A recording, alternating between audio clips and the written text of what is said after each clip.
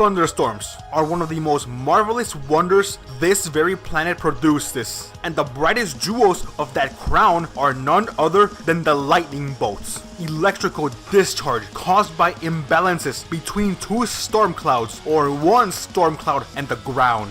The very core behind the power of lightning is none other than electricity, which is also the very heart behind Pokemon's most electrifying type, the electric type. To no one's surprise, this type has been one of the most popular since the franchise debuted back in 1998, and it's all thanks to one tiny, wretched little rat named Pikachu.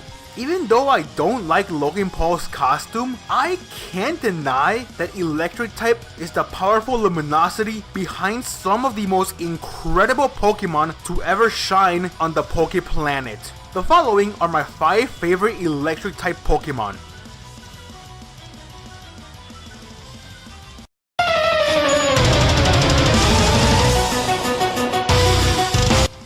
When I think of sheep, I think of mammals with a fluffy skin of wool. But apparently, when strong enough, those evolve into a bipedal sheep monster called Ampharos. Debuting in Gen 2, Ampharos is arguably the most well-known electric type Pokemon that the Johto region introduced. Well, second if you include Pichu. Smash sure gives characters fame advantage. After evolving Flaffy at level 30, the player will be rewarded with this oversized plushie. Just look at this thing, it's so damn adorable! I just want to jump on one and cuddle it. It's just so cute and harmless! Never mind, this thing is deadly. Kind of. Okay, I'll admit it, Ampharos' stats and attributes are nothing too impressive, but it is still sufficient enough to aid aspiring Pokemon champions in Pokemon Gold and Silver. This is possible because Mareep can be caught very early on in the game and should be fully evolved around the trip to Cinewood City. From there on, Pokemon trainers will have a Pokemon to deal powerful electric type attacks and easily deal with water and flying type enemies. One of the first being none other than Chuck's Poliwrath, who easily goes down to 1 or 2 of Ampharos' attacks. But this giant sheep remains very useful in almost the rest of the adventure because electric type attacks are always a good thing, except against her. Despite its glory in Gen 2, I say that Ampharos was at its best in Gen 6 thanks to this little rock, for it gave the light Pokemon an enormous special attack stat and a dragon typing, giving it a total of 7 resistances. Now everyone tremble upon the sight of this shocking demon. Lightning for you, and for you, and for you. I love this job. Oh yeah, why exactly is it a bad idea to hug Ampharos? The static ability. There is nothing pleasing about being paralyzed.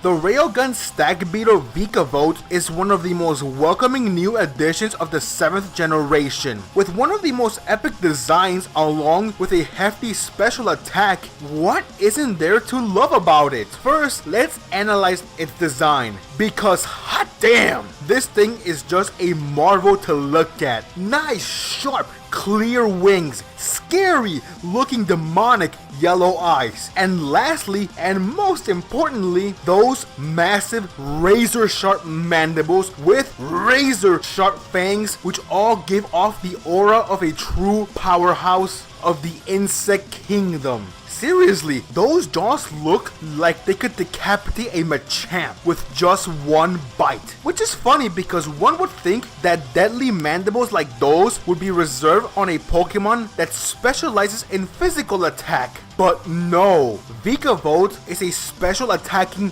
monster. Its special attack base stat total is that of 145, the same as Chandelure and Primal Groudon, and higher than that of Volcarona and Darkrai, meaning that this dirty crawler possesses some serious killing power. In addition, it has access to Thunderbolt, Bug Buzz, Air Slash, Energy Ball, and Flash Cannon to terminate its prey and challenges in one hit. And thanks to its considerable bulk and good defense typing, it will likely survive many attacks from the enemy. However, like everything else in existence, it has its strengths and weaknesses. The main means of concern when using Vikavolt is its pretty terrible speed. And yeah, it's like Rhydon levels of bad. It will almost always get hit first, forcing it to take some damage before launching its own attack, and soon enough, Vikavolt will perish if left untreated. Lucky for its trainer, it is able to learn Roost, giving it a second chance of life and full capacity to fight on for a long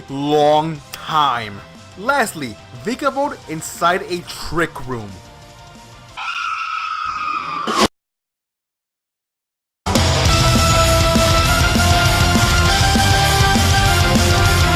What Ampharos was to Johto, Luxray was to Sinnoh. A 3 Pokemon mono electric line that players can catch very early in the game to quickly be rewarded with a powerhouse. Like with Flaffy, Luxio will be ready to evolve at level 30, meaning that the player will have a powerful electric type Pokemon around the time of challenging Maylene, who is only the 3rd gym leader. The one major difference between Ampharos and Luxray is that Amphy is a special attacker and Luxie is a physical attacker. Back in the days, this would have been terrible, since prior to Gen 4, what determined whether an attack was physical or special was the type, and electric was considered special. But thankfully, Luxray's debuting generation was also the debut gen for the physical special split, meaning that its raw Golem strength can be of good use. It has the ability to learn some of the best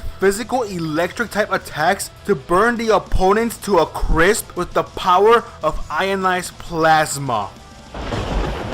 Away with you! Of course, it's much more than just electrifying, since it can learn fighting, fire, ice, dark, and normal type attacks to make sure it has the versatility to kill as many Pokemon as possible, making it very useful to become Pokemon champion with. Of course, one cannot praise Luxray without mentioning its design, because holy, this beast looks insane. A beautiful fur of black contrasts the baby blue flesh marvelously. And those eyes, flying spaghetti monster, those eyes, such a gorgeous usage of the warm color spectrum. The combination of the body and eyes really give Luxray a look that is simultaneously majestic and ferocious. A Pokemon fit for a king.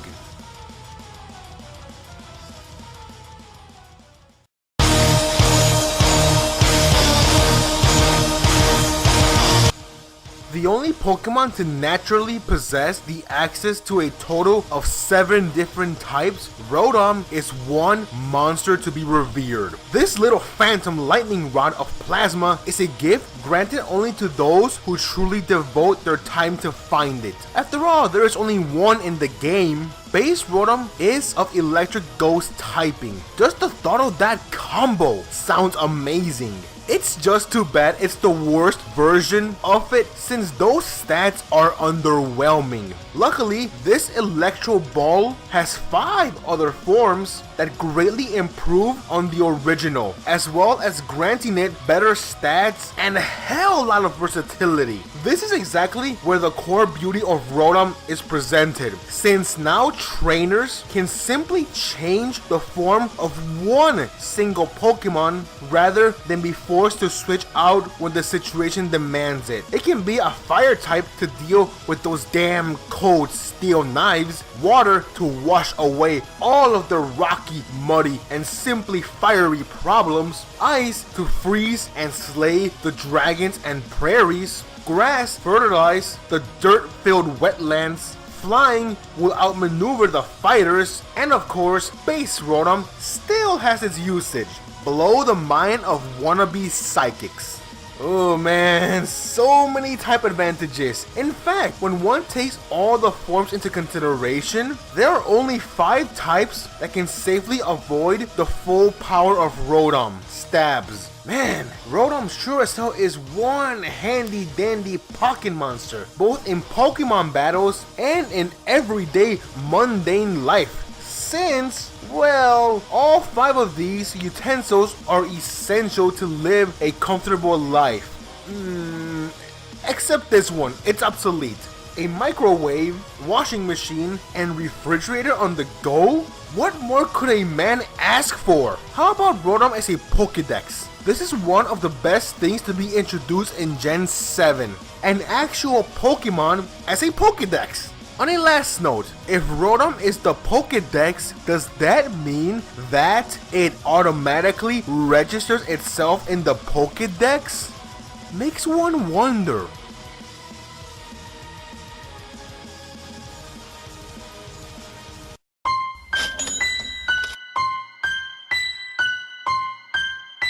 Magnezone is, without an electro shadow of a doubt, the single greatest electric-type Pokemon to ever exist. With its strength, endurance, and simply awe-inspiring prowess, Magnezone stands tall over the rest of the producers of electricity in the Poke Planet.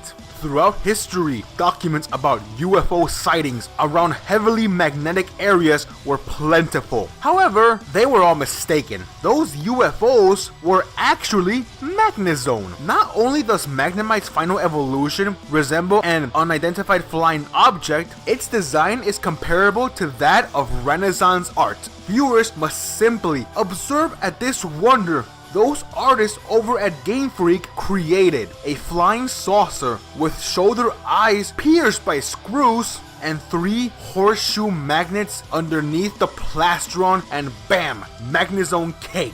That is one cake worthy of a medal. The beauty of this electric hunk of metal extends much further than just aesthetics, for it has the strength to discharge powerful special attacks equal to those of Gengar. Amazing. The sheer power of Magnezone's electric and steel attacks will basically one-hit KO any opponents with a type disadvantage and poor defenses, and heavily cripple everyone else. One may argue that Magnezone's move pool is very limited. It's a non-issue, because Magnezone is not only a special cannon, but also a damn tank. Solid special defense, great physical defense, and thanks to the electric steel duality, this Pokemon resists 11 types and immune to 1. And if Magnezone learns Magnet Rise, then it will also become immune to ground type moves, not only giving it 13 defensive type advantages, but this move will rid of its most feared attack, Earthquake, and any other ground type attacks. But in reality, the ground type attack used about 90% of the time is Earthquake, making the rest irrelevant. With a super special attack, access to the most powerful special, steel, and electric attacks, the natural talent to resist 11 types and invalidate 1, and the ability to learn a move to negate its offensive worst enemy, there is no going wrong with Magnezone. Its presence alone shakes the Earth's magnetic field as it brings down Zeus's wrath upon its victim, especially Skarmory. Don't mess with the Magnezone.